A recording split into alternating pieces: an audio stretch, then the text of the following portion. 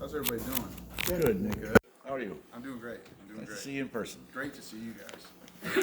Don't lie. Everyone except for you. Nick, I asked Tom earlier about you in your second year as a coordinator and how different things might be, and especially with Deland here in regards to the running game and such. Can you tell me a little bit about what it might have been that you learned the most about yourself and what you were doing as a coordinator in your first year, and what you would be looking for the most this year in regards to improvements or changes? Yeah, I think we could be here a long time talking about the things that I feel like I could do better. I think the thing that you reflect on, you have to make decisions based on the circumstances, and last year was certainly unique to that. The time allotted to practice and prepare for the season, you had to make decisions on, the volume of scheme that you were going to incorporate within your offense. I still think there's always the fine line. That's always the balance you're looking for as a coach, is what's too much that the players can't execute at a high level, but if you don't do enough, then sometimes you can be predictable. So relative to the run game, you just want to make sure that you give the players answers to issues that arise throughout the year, whether it be matchups or schematics. So I think you just reflect on that, and there's only so many plays in football, but you want to make sure that the plays that you do run complement one another, that they give you answers to issues that you're going to face throughout the year.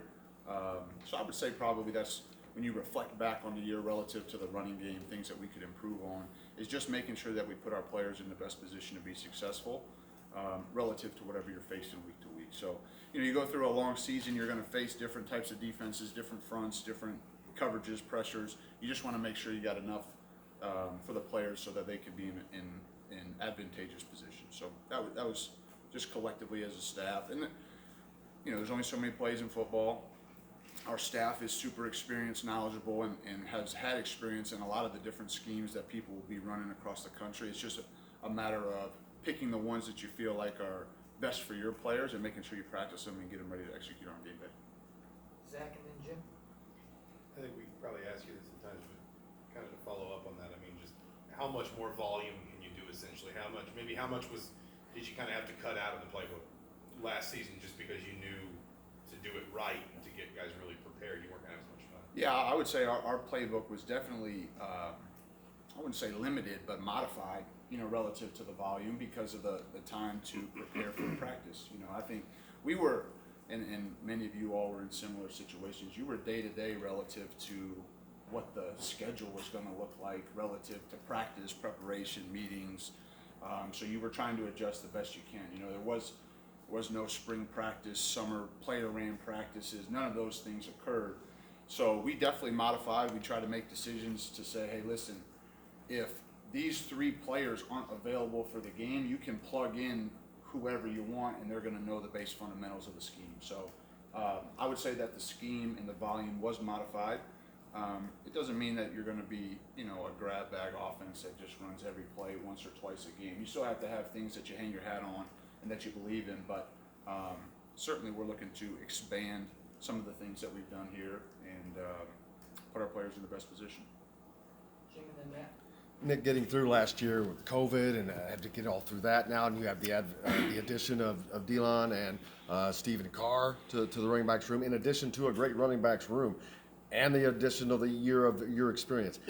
All that in totality, how much does that give you this year in going into your offensive scheme and planning? Super excited about that room. Very excited about Deland. He's been phenomenal. No surprise to anybody here or anybody that knows him. Exceptional coach, wonderful person, great family. I can't say enough good things about him as a coach and as a person. He's brought a ton of knowledge, a ton of wisdom, a ton of insight into different ways to look at it or to do it, and has been a phenomenal addition to the staff. And then relative to the kids in the room, we're thrilled. We think we have a strong running back room, and we're looking to utilize those guys in a lot of different roles.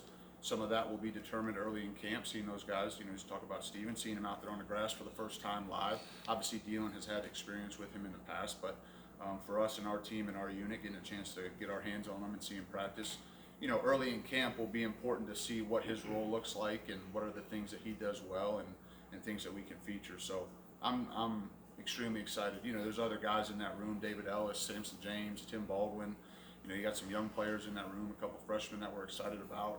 You know, Charlie Spiegel, Davion Urban, Poindexter, Chris Chowder. I mean, all those guys have done a nice job.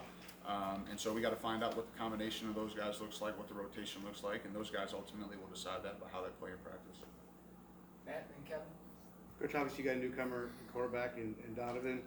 You guys recruited him hard, offered him early. What'd you see when you watched him in high school? And I guess just how excited, what kind of skill set does he bring? How excited are you to get to work with him and just kind of see him out there on the field live and, you know, in front of your own eyes? I'm really excited. I think the thing that I've been most impressed with Donovan is just his presence. He is a big kid. We hadn't seen him in a long time, you know, since I think the last time we saw him was maybe the winter of his junior year. Watched him play in a basketball game. So he's a physically impressive kid. He has good presence. He has just a good way about him. I think he's gotten more and more comfortable throughout the summer, just acclimating to the team. I think he's got good leadership qualities. You know, we got to teach him the system, got to put him in positions to be successful. Same thing with a lot of young players. You're trying to find out what they do best. You know, comes from a program where the coaches have done a great job of pushing him to be better. He obviously had success there when he was there. So we're thrilled about him, excited about him, and looking forward to getting him out there on practice. Kevin and Dylan? Yeah, Coach. You know, DJ already had the spring, and it seemed like he adapted quickly. And now you're adding Cameron Buckley, and you mentioned Stephen Carr. Just how critical are these next 4 weeks to kind of get them all integrated into what you're doing, and what do you think the potential they can bring to the offense? Yeah, we're excited about that room as well. You know, I think your point is well taken. These next 10 to 14 days, just getting them acclimated to our scheme.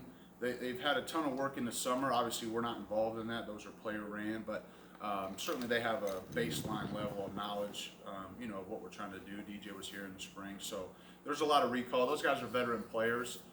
They understand football, they understand schemes, you know, route distributions, route techniques, those types of things. I think the thing that we're trying to make sure is just the relationship between Mike and those guys, getting their time on task and making sure that, you know, the work's got to be done. We got to put the work in here in the next 10 to 14 days to see who those guys are and what that rotation looks like. We got a lot of guys coming back that have had production.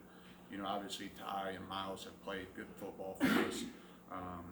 And so we got to see who are those other guys. How are they going to, you know, earn their role? And we're excited about them. They got great attitudes. They're coached by the best wideout coach in the country. So we're excited and looking forward to it. Dylan and Dustin? Coach, we've talked a lot about the running backs and the running game, but how much do you think you can use Michael in the running game, even knowing how much keeping him healthy is important? Is that something you anticipate doing this year at all? We always try to pick our spots with that. You know, just being mindful of the situation and when it's required. I think, you know, the nature of the position, whether you're scrambling off of a pass or it's a designed quarterback run, you're going to get tackled. It's part of football. So, you know, we don't, in our offense, we're not trying to run the quarterback between the tackles and try to, you know, run over a 240-pound linebacker. We recruit tailbacks to do that. But there are certain times and situations where the quarterback run element is an advantage for you. You just have to be mindful of how much you want to incorporate that. And just pick your spots, you know, because I think it is challenging for a quarterback to run the ball in between the tackles and then expect him to get up and rip a big route on third down. You know, it's not easy to do. So you just got to be mindful of that. You're always trying to keep the quarterback healthy. You're trying to limit the hits that they have throughout the year, but also recognize it's a contact sport and they're going to get tackled and they're going to have to avoid the rush and make plays with their legs and try to protect themselves as best they can. So it's always something that we have in our offense. It's just a matter of when we decide to use it or if we decide to use it. Dustin and Peaks? Just in general, what do you like about what you have up front at this point in the offensive line? You obviously have a couple guys that you've lost that have moved on. What's kind of important to you? Yeah, I think those guys have really taken a big step forward. I'm excited about their leadership. I think they've had a phenomenal summer. I think their mindset and mentality is right where we would want it to be. And I'm looking forward to getting them out on the grass. You know, I think, you know, they're gonna lead the way. We have a saying around here: big men lead the way. I mean, and those guys have embraced that. You know, in the way that they've worked throughout the summer, the way their bodies look, how strong they are. We're excited about them, and there'll be competition for the inside spots without a doubt. You know, we got to find who the best five are. We have some guys that have had a ton of game reps and experience. We've had some guys that have had some experience, but we're going to put the best five out there, and And those guys understand that, and they recognize that the whole group's going to be counted on throughout the course of the season, and so I'm excited about that group. They got the right look in their eyes, and they got the right mindset and mentality. So we're looking forward to that. Pigs and fish. Peyton Hendershot wasn't quite as productive as he was in 2019. Is that something you think you'll be able to change as he's in his final year? Yeah, I think so.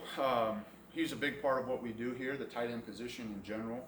I really, really like that room. I think the leadership and toughness that room provides, not just with Peyton, but with Matt Bjorson and AJ Barner and some of those other guys in there.